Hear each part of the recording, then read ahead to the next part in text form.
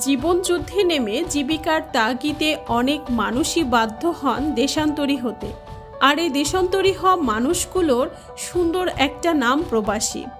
একটি উন্নত জীবন, পরিবারের একচিলতে সুখ আর মুখ ভরা হাসি ফোটাতে নিজের সুখকে জলাঞ্জলি দিয়ে সুখ কিনতে বিদেশে পাড়ি জমান প্রবাসীরা। কেউ সুখী হন, কেউ আবার দুঃখে ভরা জীবন পার করেন। সবাই তো সুখ চায়, আর সবাই যে সুখ পাবে এমন নিশ্চিত কথা কারো জানা নেই। তবু জীবনের সাথে অবিরত যুদ্ধ চালান ভাগ্য উন্নয়নের জন্য রেমিটেন্স যোদ্ধারা। লক্ষ্য থাকে একটাই, সবাই মিলে সুখে থাকবে। দিনরাত পরিশ্রম করে মাস শেষে যা বেতন পান সবই দেশে পাঠিয়ে দেন। বছরের পর বছর হাড়ভাঙা পরিশ্রম করে অর্থ উপার্জন করেন প্রবাসীরা। দেশের প্রতি রয়েছে অসীম মমতা আর বুক ভরা ভালোবাসা। সেজন্যই দেশে টাকা পাঠিয়ে দেশের অর্থনৈতিক চাকা গতিশীল রাখেন। দেশের অর্থনৈতিক চালিকা শক্তির অন্যতম একটি খাতের নাম রেমিটেন্স।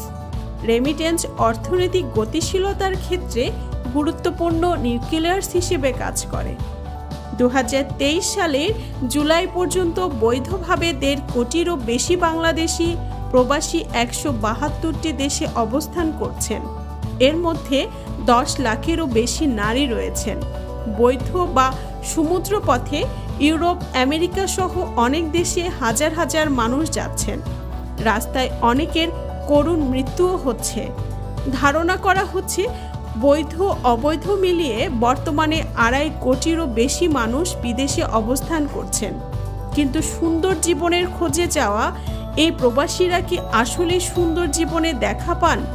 যখনই দেশের অর্থনৈতিক সমৃদ্ধির কথা আসে, তখনই সবাই এক বাক্যে স্বীকার করে প্রবাসী বাংলাদেশিদের অবদানের কথা, তাদের পাঠানো রেমিটেন্সের কথা। কিন্তু কেমন কাটে প্রবাসীদের জীবন, তার খবর রাখে কজন? সরকার কি সুযোগ সুবিধা দিচ্ছে তাদের, কিংবা সমাজ তাদের কোন চোখে দেখেন?